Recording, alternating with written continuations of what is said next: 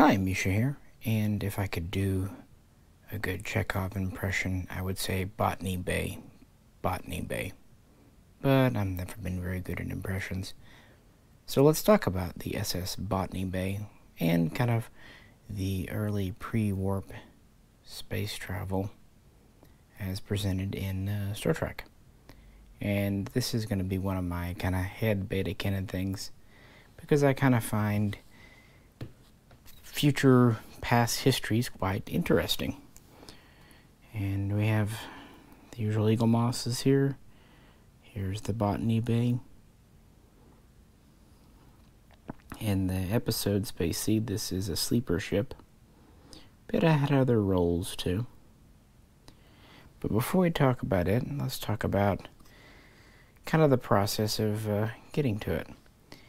This would be launched unmanned from Earth with booster rockets, probably in more than one package, maybe an assembly launching 2 or 3 times with different components, and then they would be attached in orbit, maybe even docked with the International Space Station.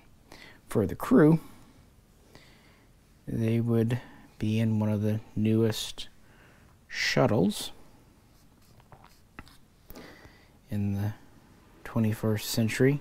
Nice to know America finally gets its ass in gear and does actually make a new space shuttle. This is the Venture Star. We see it from the opening of Enterprise. It's based on the X-33 and X-38 programs, and this is a surface-to-orbit, shuttle. And presumably it's using new forms of propulsion, and this might be capable of simple runway takeoff, going to orbit and landing. It doesn't seem like it necessarily needs solid rocket boosters and tanks and everything to get up, which would be a massive improvement over current space shuttle technology. Of course, it would mostly just be a passenger shuttle docking with the International Space Station as we see it in Enterprise. It also docking with other structures like the DY-100 vessel. The American Space Shuttle had a crew of 7. This has a wider body, much wider, so potentially it could carry dozens of passengers for, short duration missions up to maybe 2 days, depending on, orbital synchronicity. So I would believe this would be the way to get people on board the DY-100. I don't really think the idea of the DY-100 launching with the crew already in stasis, already in sleep, is really practical. That's just not really how space travel works. Just like how Space Lab went on its own and then crew would come later. So what about the Botany Bay, the DY-100 itself? Well, the DY-100 has been in Star Trek since Season 1 of the classic original TOS series. It's roughly 104 meters long, so quite long, but very slim. Some sources say that it only has 1 deck. This doesn't really seem to be true. It may only have 1 full deck in the pressure hull, as it were, here. But it does have this submarine-style conning tower up top.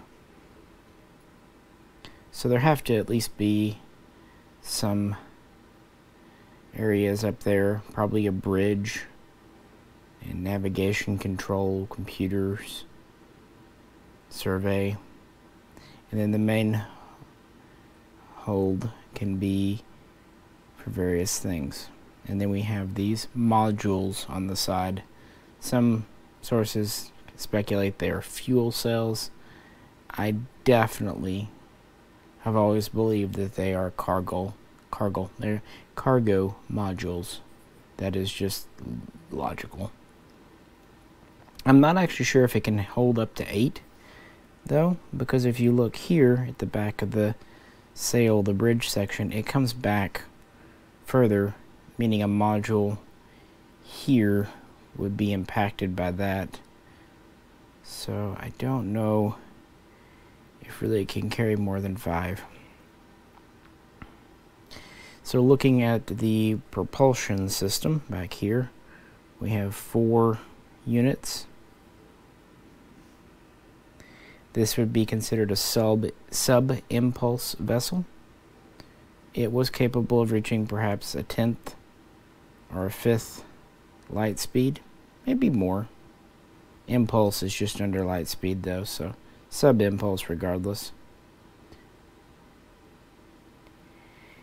It is powered by nuclear reaction, fission or fusion. They don't really say. They do say that it uses old-style transistors. But of course it would have had the advanced technology for its day and time. So what about its purpose? We launch it in sections, we put it into orbit, and recrew it. Well, for one thing, it was a cargo ship, a freighter. These made regular runs to the moon in the 21st century. And yeah, I'm just kind of ignoring the timing, the whole 1996 thing from the TOS era, because there's lots of dates and things given in TOS that we just kind of have to ignore. And also in Wrath of Khan, which we presume to take place in 2284, Khan says quite markedly that 200 years ago these things happened, which would place it in the 21st century. So a little bit of adjustment, and it would actually fit in very nicely, technologically speaking and historically speaking, sometime between, say, 2030 and 2060. Actually, if the Botany Bay left Earth right before Zefram Cochrane's first flight, that would make a lot of sense in all ways. Anyway, it would have been used by NASA or NASA's successor to go to the moon, taking cargo there, maybe hauling or cargo back to Earth if anything valuable was found. Again, large modules. And for that, there would not need to be, suspended animation. It could also be a personnel ship, freighter, because the main hull has quite a bit of room that can be made habitable. I doubt the cargo pods would be considered habitable, but I could be wrong. These were also used to go to Mars, and that's where they might have been used as a sleeper ship, because the journey to Mars is not quick. And it's not so much that people might not want to just twiddle their thumbs for a couple of years on board, as more having resources, oxygen, water, food for so long. If you have cryogenics, it might be better to just put at least the majority of the crew. We could always leave a few awake to monitor systems in hibernation, and then get them out when they get to Mars or Europa or further afield in the solar system. Based on the relatively low speed of these, interstellar travel would be risky at best. Technically possible, but very risky. So that was kind of the use of these DY-100 vessels. Interesting fact that originally this was going to be called the CZ-100, and it was changed at the last minute to DY-100 in production for some reason. And actually the model itself was Matt Jeffries' design that actually came very early in the series. It really does kind of resemble early rockets, just with a bunch of stuff stuck on. So yeah, this would have been one of Earth's most advanced starships before warp travel, and they seem to have been made in at least some reasonable numbers. As to a crew, it's routinely said that they had an operating crew of 6, which makes sense. And from Wrath of Khan, we know that originally it had launched from Earth, including Khan, with a crew of 85. As a side note, of those, 12 perished during the voyage because their cryo canisters failed, meaning that 73, including Khan, survived 200 years on board one of these ships. So not a bad power source.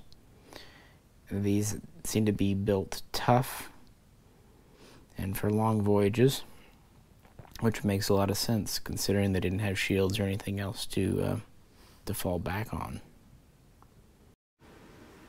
And just because it kind of seemed interesting and relevant, I brought back out the XCV-330 Enterprise, sometimes called the USS or the SS or the USP or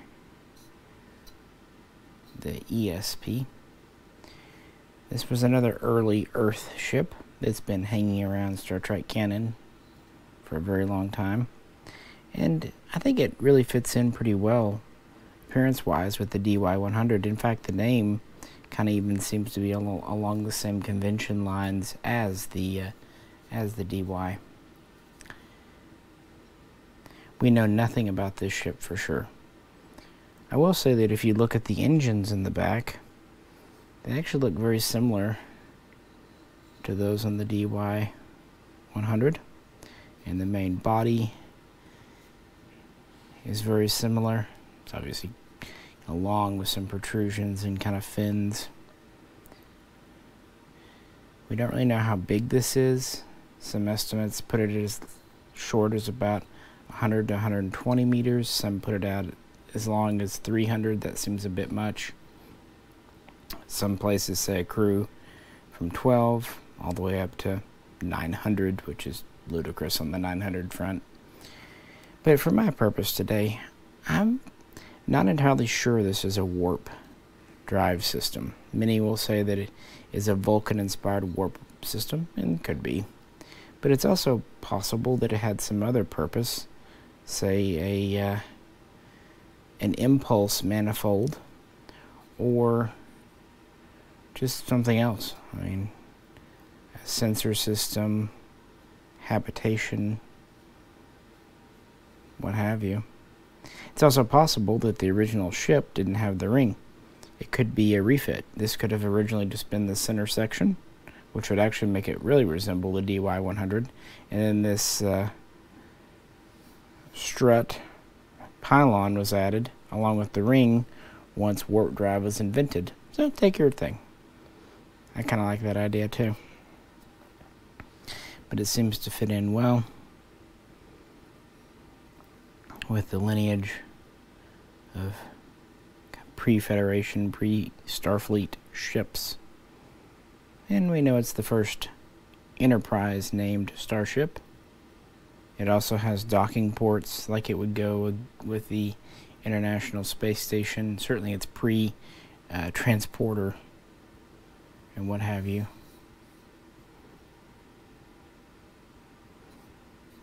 Very different looking.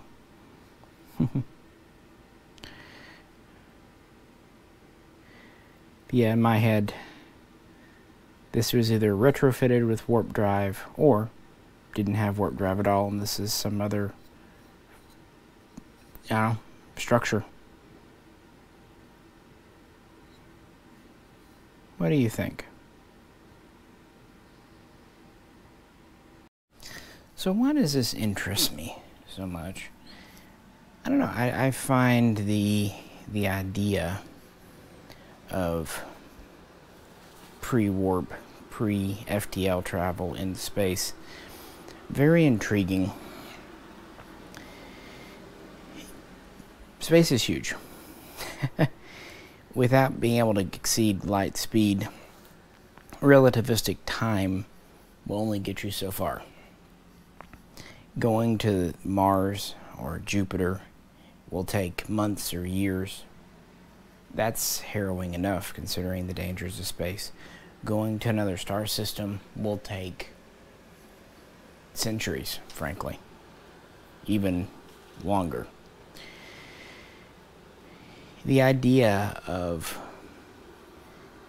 wanting to do that, of getting on a shuttle and then docking with a tube, a submarine in space, and then putting yourself, essentially killing yourself for cryogenics, freezing yourself, slowing your heart rate, all that, for so long, years, decades, centuries, trusting your fate to automated systems, redundancy, not in, that the hull won't be breached by meteors, all the ifs, ands, and buts. Now, one thing I will say that kind of gives it credence, the Voyager probes.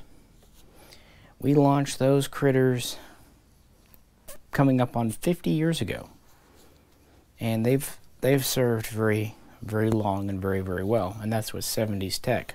So with 21st century computers, and with other steps forward and refinements and everything, maybe the risk is minimized to some extent. But ever since watching Space Seed and Wrath of Khan, the whole dark romanticism of it, of launching yourself into space and then going under, not knowing if you're going to wake up, something that, again, 12 of Khan's crew didn't. They didn't wake up. Not knowing when and where and by whom you might be woken up. Yeah, the whole Khan part is interesting in and of itself, but I would have loved to have heard more about the Botany Bay, the technology, and I don't know, I kind of like that stuff. Like, it's futuristic, yet it's historical, which is kind of combining my favorite things. Same reason I like the Permilian battle cruiser in the episode Booby Trap. I like ancient starships in science fiction. It's just neat to me.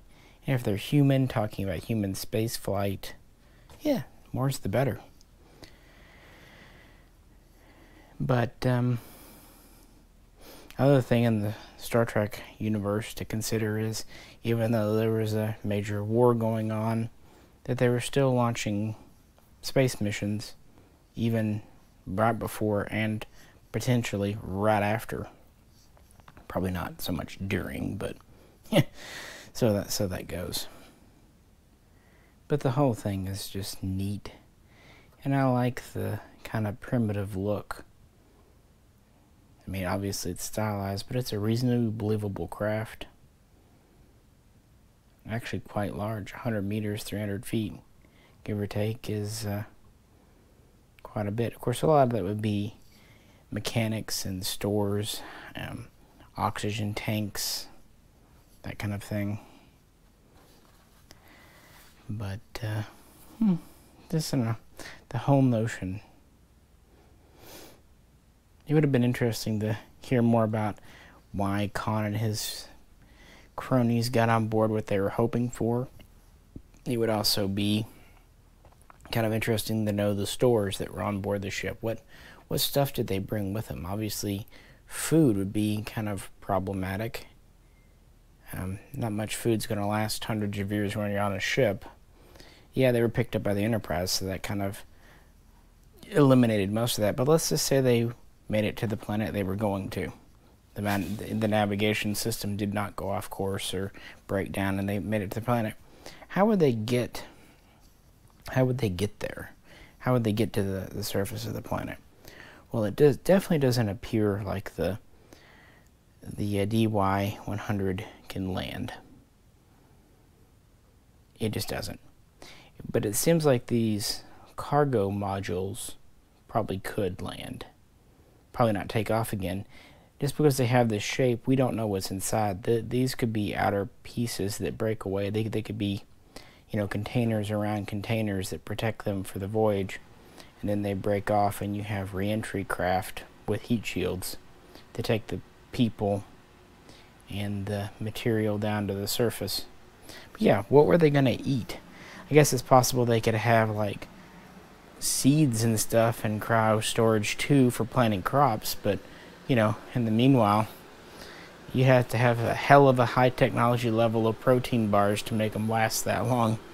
You know, people joke about how long MREs last, but truth be told, even in optimum environments, our current food tech is only good for 20-ish years, sometimes a lot less depending on what it is. What kind of structures did they bring with them? I don't know, that kind of stuff is just neat to me. And the whole notion of sleeper ships, generation ships too, it's so both exhilarating and depressing at the same time, being stuck in a metal can, but also the chance for so much more. Of course, this comes not just through Star Trek, but lots of science fiction. And before anyone says anything, I know that there are the books, the Khan books. What is it? Rise and Fall of Khan. I absolutely didn't like how they approached the whole Botany Bay and those. For one thing, in the books, they don't name the ship towards the very end. How could it have like Botany Bay on the buckles and stuff and on the hull if it wasn't named? No, the name was applied on Earth, obviously. And also, who would immediately just get on a ship and go into sleep? You would definitely want to maybe put some of your crew in sleep, but then, monitor the systems for a few days or weeks, and then eventually go under. But you'd want to at least make sure you were on course, double check, triple check everything. Maybe once you passed the Luna, got into truly interplanetary space, then go under. Even then, you'd think you'd want to wake up maybe every 10 years just to check things out, That'd be a great thing. A whole movie of Khan just waking up every 10 years and playing maid, just cleaning the dust off, checking the computers, and then going back to bed over and over and over.